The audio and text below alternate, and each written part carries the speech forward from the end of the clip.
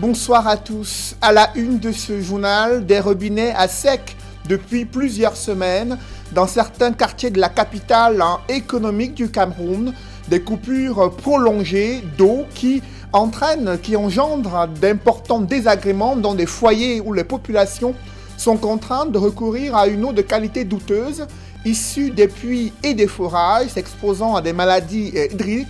Et pour ne rien arranger, la Camouata programme de nouvelles coupures d'eau pour la journée de jeudi, invoquant des coupures d'électricité à la station de production de Yato. Vous vivrez dans ce journal le calvaire indescriptible des Camerounais dans la capitale économique du Cameroun.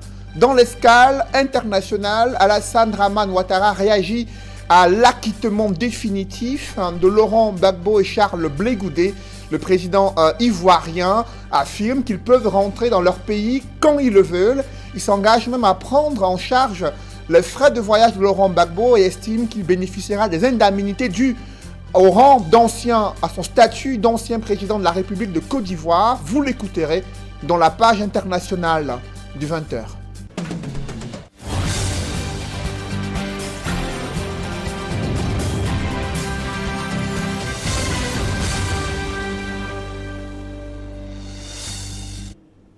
Merci de suivre cette édition complète de l'information sur Equinox Télévision.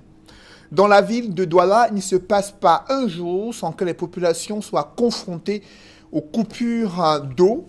Et la situation s'aggrave dans le 3e arrondissement de Douala, là où depuis plusieurs semaines, elles n'ont pas d'eau dans les robinets. Les robinets sont à sec. Elles sont contraintes, les populations, de se tourner vers les puits et les forages.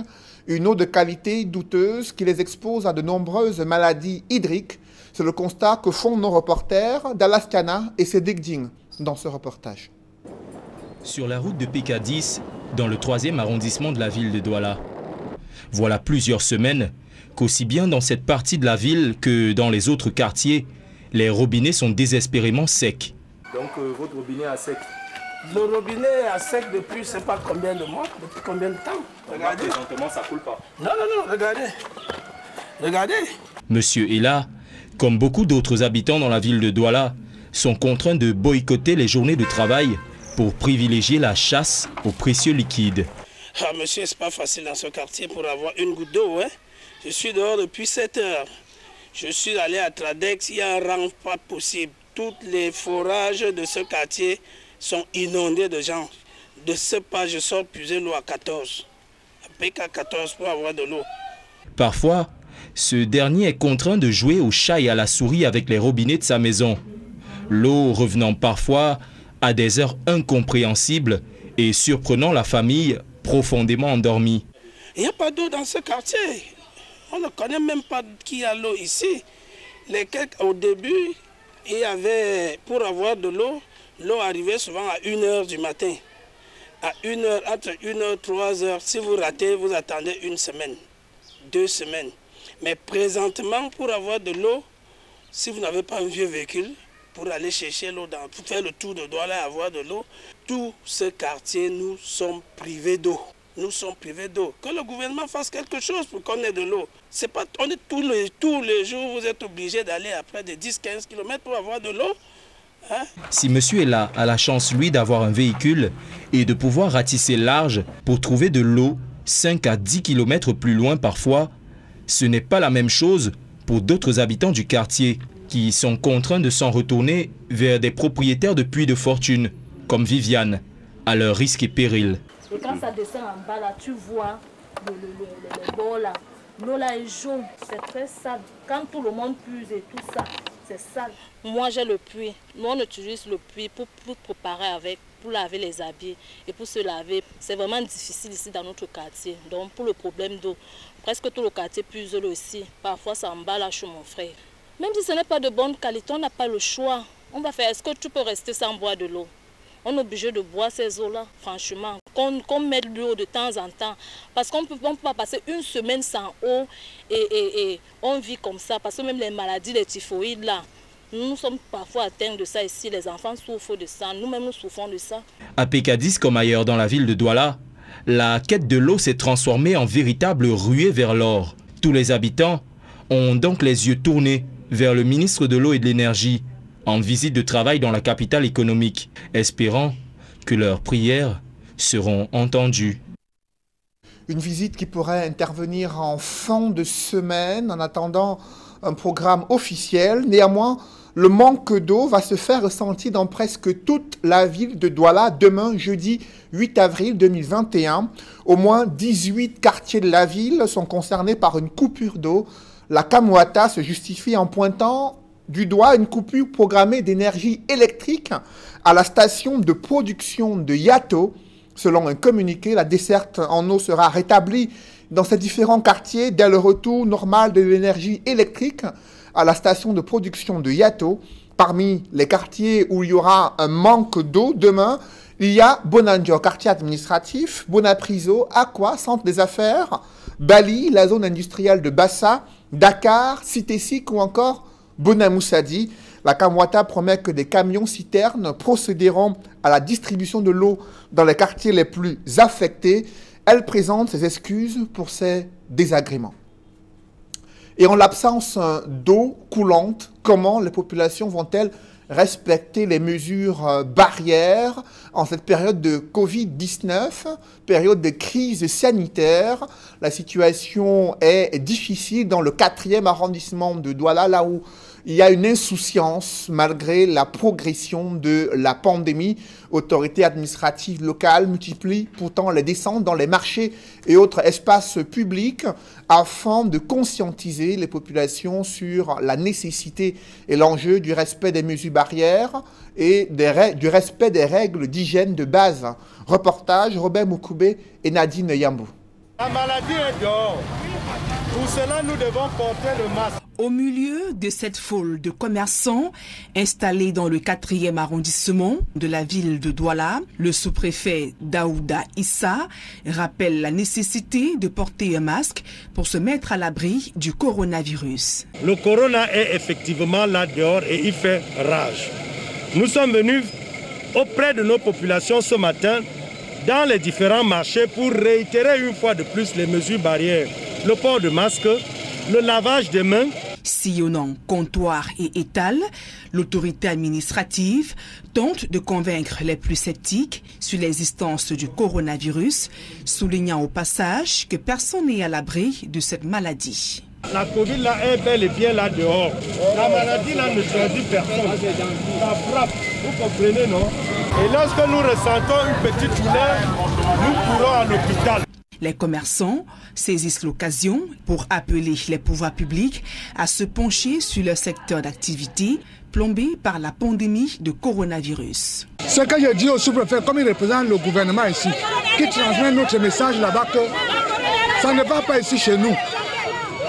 Cette affaire de corona-là, ça ne va pas. Ça ne nous permet pas, même de vendre, nous ne parvenons plus à vendre. Parce que ça a tout bloqué.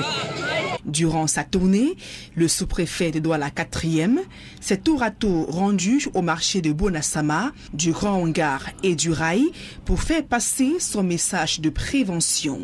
À chaque étape, l'autorité administrative va remettre des masques de protection et du savon aux commerçants et usagers. Et cette pandémie de Covid-19 a un impact de fonctionnement du consulat général de France à Douala. Il est désormais fermé à la suite d'un cas Covid-19 détecté au sein du consulat général de France à Douala et compte tenu du nombre élevé des cas contacts au sein du personnel, le consulat général de France à Douala sera fermé jusqu'à nouvel ordre. Un communiqué rendu public cet après-midi. Et parlant de l'insalubrité dans l'arrondissement de Loum, les populations s'en plaignent.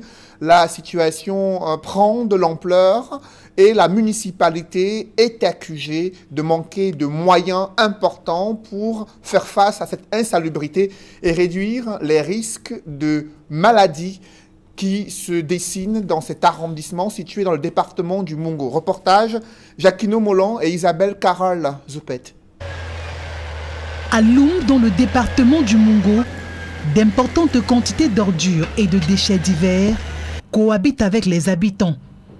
La santé de ces derniers est désormais fragilisée à cause de cet environnement insalubre. Pourtant, ne dit-on pas que pour un corps sain, un environnement sain? Hélas, c'est tout le contraire dans cette localité où l'insalubrité depuis plusieurs années dicte sa loi. Et ce, peu importe le quartier dans lequel on se trouve. Ça crée beaucoup d'ennuis, les moustiques, les maladies par là. Même les avions, même les avions ne nous laissent pas avec les avions dans l'air. Hein. Las d'attendre la réaction des autorités, les habitants de Loum se sont mobilisés pour donner fière allure à leur ville. Nous avons la poubelle qui traîne et puis les eaux qui nous menacent. Nous ne pouvons pas attendre toujours la mairie. C'est pour cela que nous, les gens du quartier, nous avons mené pour donner un coup de main cet acte que vous voyez là. Cette opération, qui vise l'amélioration de leur cadre de vie, est saluée par la mairie qui avoue son incapacité, faute de moyens, à assurer tous les besoins des populations. Il n'y a pas assez de moyens que la mairie. Le maire, nous créons tout et nuit et jour. Nous créons nuit et jour par rapport à la décentralisation. C'est sur le papier, mais on ne pratique pas vraiment la décentralisation sur le terrain. De telles actions devraient être dupliquées dans plusieurs autres villes du pays où l'insalubrité a également fait son lit. Un chiffre inquiétant dans ce journal, 75% du bois issu des forêts camerounaises sont vendus illégalement selon les opérateurs de la filière. Ils constatent l'indisponibilité du bois local sur le marché camerounais. Ils exhortent le gouvernement à prendre des mesures pour limiter l'exploitation illégale du bois à travers les différents massifs forestiers existants sur le territoire. D'autres explications avec Élisée Bogba et Ike Cyril. D'importantes quantités de bois sortent des forêts camerounaises. Mais paradoxalement, sur le marché local, ce bois est introuvable. Nous ne trouvons pas ce bois sur le marché parce que la plupart de nos fournisseurs sont des personnes qui font dans l'illégalité. Nous appelons ça très souvent le bois sauvage. Ça veut dire que le bois n'a pas une traçabilité. On ne peut pas exactement vous dire dans quelle forêt on a coupé. On ne peut pas vous dire comment on a fait pour qu'il arrive. En fait, ça passe par le marché noir. Il se pose alors un problème de consommation intérieure du bois camerounais qui, selon des experts, se fait plutôt dans l'illégalité. Les enquêtes montrent que le bois est utilisé à 75% dans l'illégalité pour ce qui est de la consommation locale. Donc il y a toute une difficulté. Donc on ne peut pas, les opérateurs que nous sommes, on ne peut pas vouloir du bois et l'avoir. Un tour dans les administrations publiques et parfois même privées au Cameroun montre bien que la plupart du mobilier utilisé est importé. Il existe pourtant, selon les opérateurs du secteur bois, des dispositions prises par les départements ministériels en charge des questions de forêt et de protection de la nature afin d'exiger l'utilisation du bois légal. Mais cela reste encore sur du papier. Les décrets ont été signés et nous attendons vivement l'application sur le terrain. Parce que déjà quand on verra des marchés, on verra des marchés publics avec des charges, c'est-à-dire en précisant dans les charges de l'utilisation du bois légal, on comprendra que le décret est entré en application. Fort de ces blocages, les opérateurs du secteur bois exigent des pouvoirs publics des actions plus fortes et contraignantes, notamment la création des marchés locaux et l'implication des forêts communautaires dans le processus de commercialisation du bois légal. Nous sommes allés vers les forêts communautaires et les informations que nous sommes parvenus nous font état de ce que les documents leur sont délivrés un peu tard. Ce qui fait que nous ne pouvons pas nous aussi. Si on leur passe la commande, on devra attendre très longtemps pour être servi. Il faut créer des marchés où nous pouvons nous ravitailler et permettre et obliger les entreprises forestières qui font dans les exploitations forestières à mettre sur place, sur pied, des marchés locaux. Les opérateurs du secteur bois s'exprimaient à la faveur de l'Assemblée générale de la Fédération camerounaise des associations et des professionnels de la seconde transformation du bois. Le bureau exécutif, à l'occasion, a reçu mandat afin d'agir auprès des autorités compétentes en faveur de la consommation du bois légal au Cameroun. Et l'instrument de contrôle de la légalité, la traçabilité du bois mis en place par le gouvernement suscite la controverse. L'Union européenne et la coopération allemande émettent des réserves sur cet instrument, estimant qu'il ne respecte pas les normes internationales et qui n'est pas l'instrument attendu par les partenaires internationaux du Cameroun afin d'avoir une meilleure lisibilité sur la légalité, la traçabilité du bois camerounais. C'est la substance d'un communiqué signé de la coopération allemande et de la délégation de l'Union européenne au Cameroun. Évoquons à présent cette porosité des frontières Tchad-Cameroun qui profite à des individus spécialisés dans la vente des véhicules échappant au paiement des taxes douanières. Ces véhicules ont été saisis sur ce corridor, notamment à Toubouro, dans la région de l'Adamawa. Là-bas, les pelotons routiers de la gendarmerie de Tcholiré a interpellé des individus présumés receleurs de ces véhicules. Des précisions avec Jean-Blaise Noupéé et Isabelle Carole Zoupet. L'embouteillage observé depuis quelque temps sur le corridor Douala-N'Djamena favorise toutes sortes de dérives chez les usagers indélicats au niveau de la frontière Cameroun-Tchad.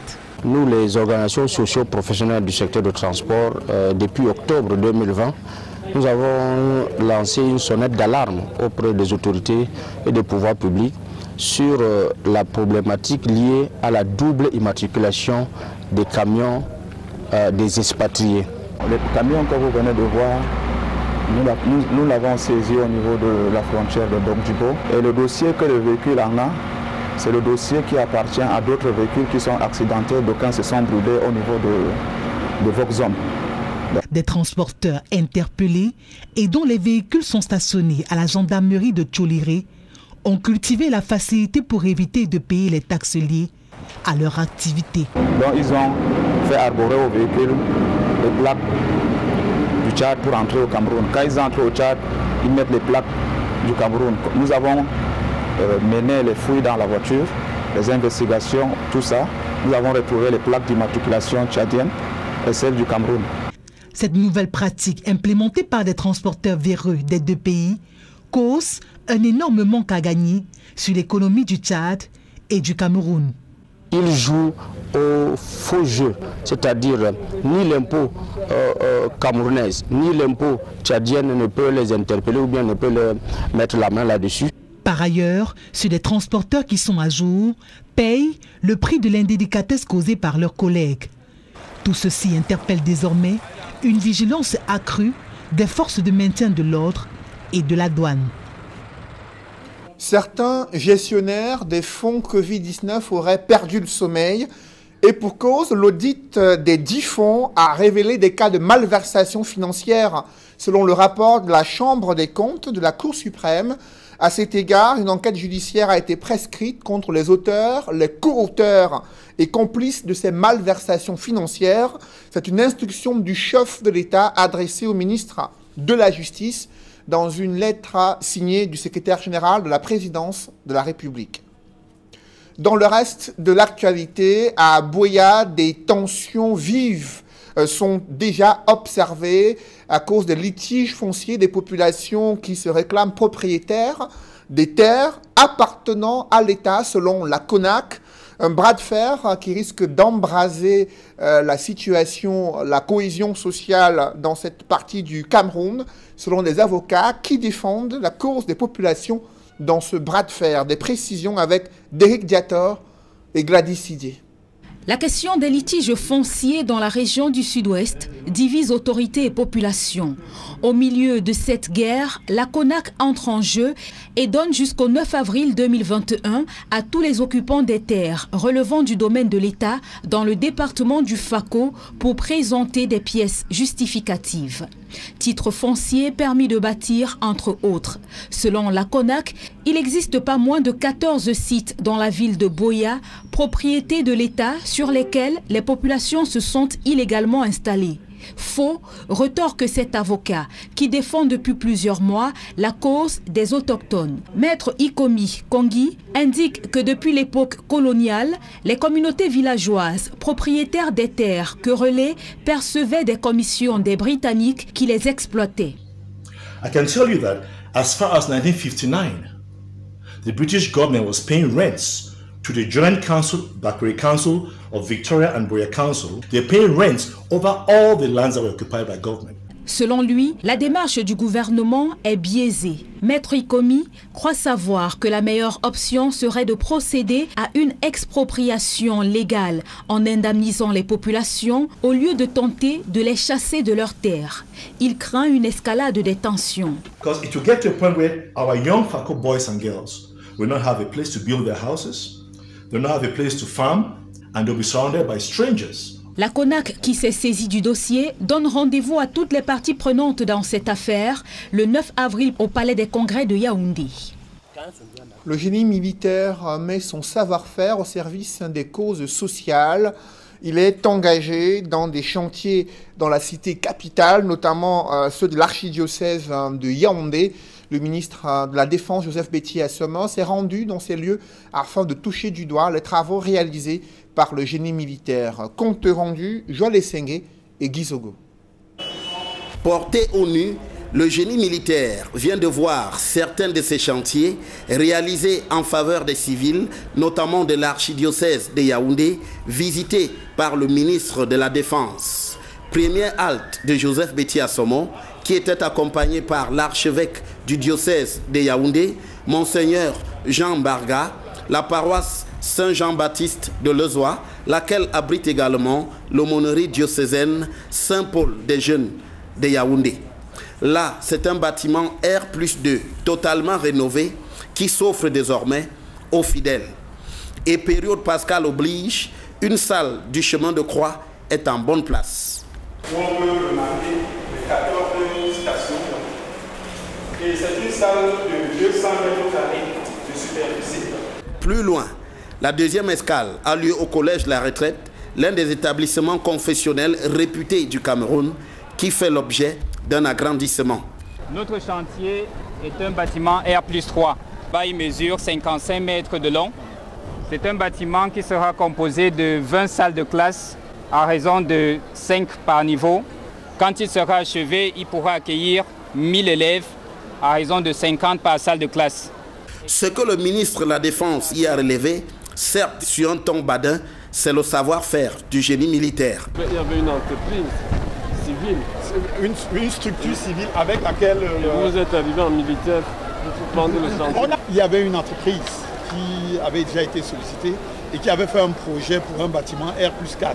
Nous ne sommes pas allés avec ce projet R+4 d'abord parce qu'un projet R+4 nécessite un ascenseur et deuxièmement nous avons trouvé que ça prenait un peu plus d'espace s'il fallait réaliser par la suite un gymnase.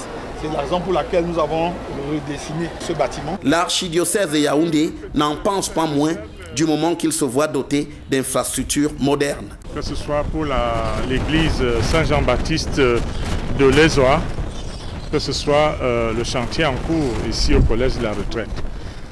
Notre appréciation est unanimement satisfaisante parce qu'il y a et la technicité, il y a la programmation, il y a même l'esthétique des ouvrages. En relevant qu'il y a là l'expression du lien armée-nation, le ministre de la Défense ne peut ignorer que les Camerounais vont en attendre davantage du génie militaire. Christian Cardinal Toumi sont prévus les 19 et 20 avril 2021 à Douala. À une dizaine de jours de ses obsèques, Monseigneur Samuel Klida, archevêque métropolitain de Douala, exhorte les chrétiens catholiques à prier pour le repos de son âme. Malgré leur faible représentativité, les femmes parlementaires ont œuvré au sein de l'Assemblée nationale. À cette occasion, un vernissage a été organisé pour retracer le parcours de ces femmes depuis la création de cette auguste chambre. Joël Essengue et Gizogo. À l'Assemblée nationale, la marche des femmes au sein de cette institution depuis sa création a laissé des traces et est loin de disparaître de la mémoire collective. Pour perpétuer ce rôle majeur des femmes au Parlement, le président de l'Assemblée nationale a assisté au vernissage de l'exposition intitulée « La route du leadership féminin au Parlement » dans l'enceinte du Musée national à Yaoundé. Même si, petit bémol, le défaut d'archives fait remonter l'exposition à partir de 1973 avec des figures féminines qui se démarquent, le président de l'Assemblée nationale ne doute pas qu'il y ait matière à féliciter. Félicitations à toutes les femmes du Cameroun. Au cœur de cette épopée, le secrétaire général de l'Assemblée nationale met l'accent sur les temps forts de cette marche qui ont été couronnés par la représentation croissante des femmes à l'Assemblée nationale jusqu'à ce jour. La petite remontée, c'est pour ça que vous voyez, quand c'est jaune, ça veut dire que les clignotants commencent à être positifs. Quand c'est rouge, ça veut dire que vraiment il y a un problème. Et on passe donc de 19, ensuite à 25. Mais le grand bond, c'est à la 8e législature, à la 9e législature, quand on passe de 25 à 56. Pour mieux marquer dans le marbre cette trace féminine à l'Assemblée nationale, Kava Yege Djibril a remis 2 exemplaires d'un livre qui retrace ce parcours des femmes au sein de cette institution au ministre des Arts et de la Culture et à celui de la promotion de la femme et de la famille. L'exposition La route du leadership féminin au Parlement se déroule jusqu'à la fin de la session de mars, actuellement en cours à l'Assemblée nationale. Dans l'escale internationale, je vous le disais en titre, le président ivoirien Alassane Dramane Ouattara a réagi au verdict de la Cour pénale internationale acquittant définitivement Laurent Gbagbo et Charles Blé Goudé. C'était lors du Conseil des ministres, le tout premier après le remaniement ministériel en Côte d'Ivoire. Le chef de l'État ivoirien affirme qu'ils sont libres de rentrer en Côte d'Ivoire quand ils le souhaitent. Alassane Ouattara s'engage à prendre des dispositions pour la prise en charge des frais de voyage de l'ex-président Laurent Gbagbo et le paiement de ses indemnités dues à son statut d'ancien président. Je vous invite à suivre Alassane Dramane Ouattara, président de la République de Côte d'Ivoire. Permettra de suivre l'action gouvernementale et de juger individuellement chacun des ministres. Monsieur le Premier ministre, Mesdames et Messieurs les membres du gouvernement, Mesdames et Messieurs les ministres, Mesdames et Messieurs, comme vous le savez, la Cour pénale internationale a rendu le 31 mars dernier sa décision sur l'appel du procureur relatif au procès de M. Laurent Gbagbo et Charles Blé Goudé. Nous en prenons acte. J'ai bien évidemment une pensée émue pour les victimes et leurs familles. Je voudrais les assurer de notre compassion et de notre soutien. Le gouvernement continuera de leur apporter assistance. Quant à M. Laurent Gbagbo et Blé Goudé, ils sont libres de rentrer en Côte d'Ivoire quand ils le souhaitent. Les frais de voyage de M. Laurent Gbagbo ainsi que ceux des membres de sa famille seront pris en charge par l'État de Côte d'Ivoire. Des dispositions seront également prises pour que M. Laurent Gbagbo bénéficie, conformément au texte en vigueur, des avantages et indemnités dus aux anciens présidents de la République de Côte d'Ivoire. Les propos d'Alassane Dramane Ouattara ce jour, lors du tout premier conseil du ministre après le réaménagement gouvernemental en Côte d'Ivoire, s'adressant à Laurent Gbagbo et Charles Blé Goudé, ancien président ivoirien et son ancien ministre, son bras droit, qui ont passé près de 10 ans à la Cour pénale internationale dans une procédure judiciaire où ils viennent d'être définitivement acquittés. Mesdames, Messieurs, c'est la fin de ce journal. Merci de l'avoir suivi. Juste après cette édition de 20 h, retrouvez Serge Allan Otto et ses invités pour le débrief du journal sur le plateau d'Equinox Soir. Serge Allan. Bonapriso et Bonanjo, ainsi que 16 autres quartiers de Douala sans eau demain. C'est du moins l'annonce qui vient d'être faite par la Camwata. Elle se justifie en invoquant une coupure d'énergie électrique programmée à la station de production de Yato, ce qui, selon la Kamwata, va entraîner une baisse du débit d'eau ou même un manque d'eau dans plusieurs quartiers de la capitale économique. Cela concerne au moins 3 arrondissements. L'arrondissement de la première où se trouve Bonandio, quartier administratif, Bonapriso, Aqua également. Dans le 2e arrondissement de Douala, aussi concerné avec Newton Aéroport. Et dans le 3e arrondissement avec la Cité-Ci, qui est la zone industrielle de Bassa. Et elle annonce que des camions pourraient permettre aux populations de se ravitailler en eau, notamment dans les quartiers les plus affectés.